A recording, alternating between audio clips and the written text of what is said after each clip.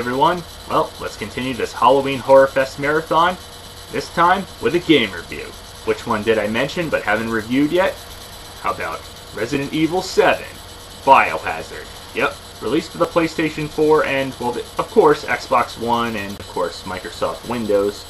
And, well, there is also a downloadable version made available on Nintendo Switch, but only in Japan, sadly. No such version in the United States. At least not yet. But let's not get too carried away. I'm playing it on PlayStation 4, as you can tell, because that's the console I chose between PlayStation 4 and Xbox One. Let's get to it, shall we? And, yeah, don't you just hate these updates with these games? I mean, God, the PlayStation seems to be the worst with it. I mean, I'm only playing a single-player game here. I'm not going online, I'm not downloading anything, and of course, yeah, this game's gonna hawk DLC right in your face like anything else on this console.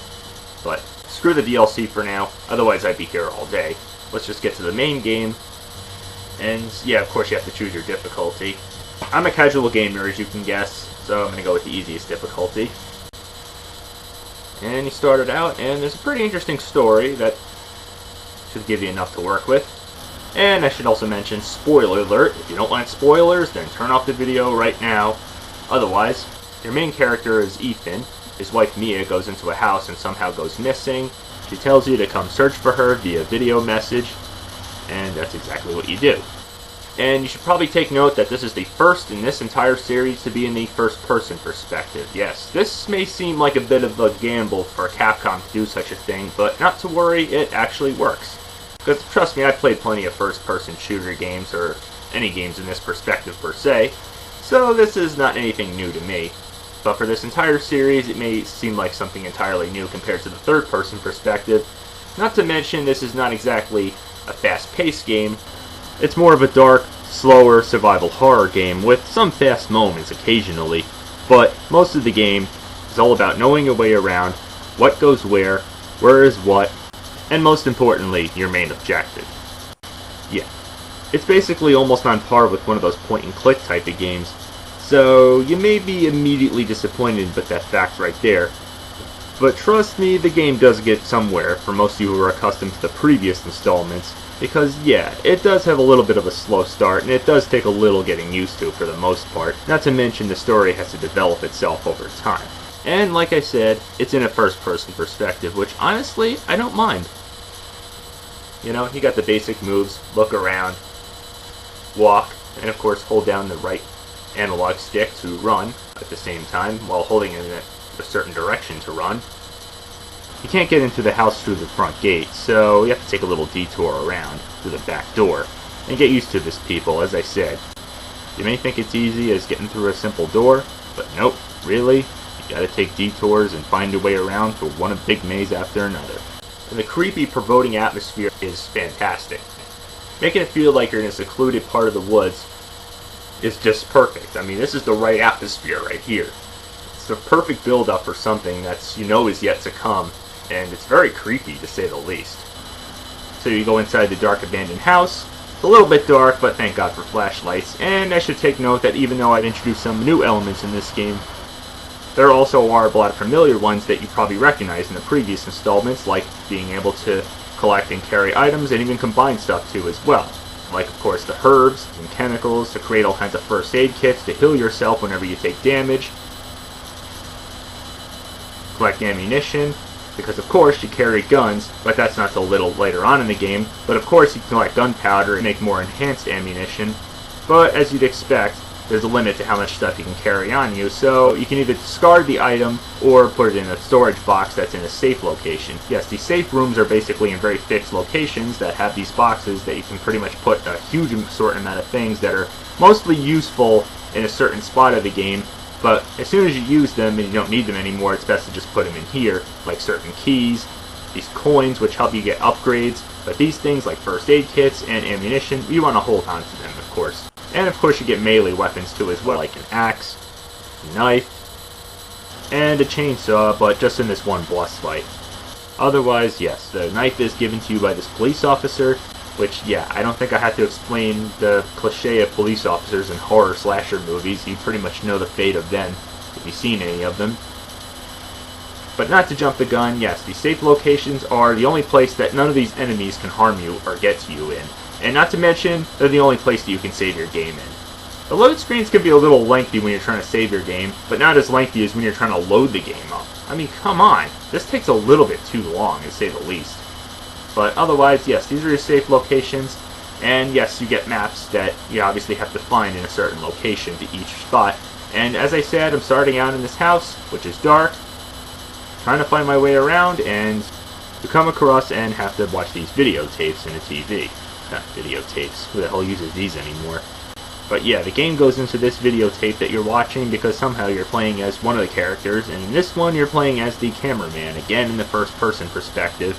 Yeah, we've seen these kind of characters before in horror movies. They think they're so cool, so tough, way in over their heads. Kind of reminds me of something out of Blair Witch Project almost. Yep, don't go in the house because you know what's going to happen. And you're probably wondering, what the hell does this have to do with the game? Well, it's got a lot to do with the game because it's in the same location. And this helps you, obviously, find a secret hidden area to try to get into the basement to try to find your girlfriend, who's not only been imprisoned, but also been infested with the zombie disease. That turns her like almost a Jekyll and Hyde-like character. Seemingly nice and normal at one moment, and goddamn, she goes rampant on you. She comes after you with a knife, out of all things, impaling your hand with it. So you try to pull it out, which is pretty damn gruesome, which eventually you do get free. You think that's gruesome enough. She comes after you with a freaking chainsaw and cuts your hand off. Wow, that is even more freaking gruesome. And you should probably also notice the battery pack that's missing out of here. Put it in, which of course allows you to power this thing, which of course opens the attic door, allowing the fight to continue, leading you to your first gun. A simple handgun. What do you expect? Pretty basic. And just as you're about to reattach your hand, this crazy psychopath comes in and knocks you out. It even has the courtesy to reattach your hand while restraining you to a chair, forcing you to eat a rather disgusting meal with a sick and twisted family. I mean, look at that. If that's not enough to make you vomit, then I don't know what is. Okay, how about everything else in the kitchen? Ugh. Now I'm gonna be sick. Anyway, as soon as you try to roam the house, this son of a bitch comes out and tries to play a pretty twisted game of hide and seek with you, trying to chop at you with an axe. So, as I mentioned, get towards the cop and, well, you know the cop's fate right there. A boss fight. Yes, there's several boss fights in this game, and this is just one of them. And it's not really too much strategy. Not as hard as later on when you have to face them again when you're trying to get these dog key statues. But yes, there's several keys in this game I should mention after fighting this guy. Lots of backtracking, lots of working your way around. As I said, you may think it's simple, but nope, this game requires you to pretty much exhaust every possibility in every single location. And as I said, this house may seem small, but wow, there's a whole entire new wing in this house. Yeah, it's a lot bigger than you think. And this isn't it. You have to work your way outside after getting the three-headed dog statue. But before you get to that, of course, you obviously have to make your way through the basement of the house, which leads your way around through the infirmary, where you come across your first main set of enemies called the molded zombies. Yeah, these guys can be a bit of a pain, so don't think they're going to be a pushover, because trust me, these suckers can kill you. So it's best to save your guns and ammunition on these suckers.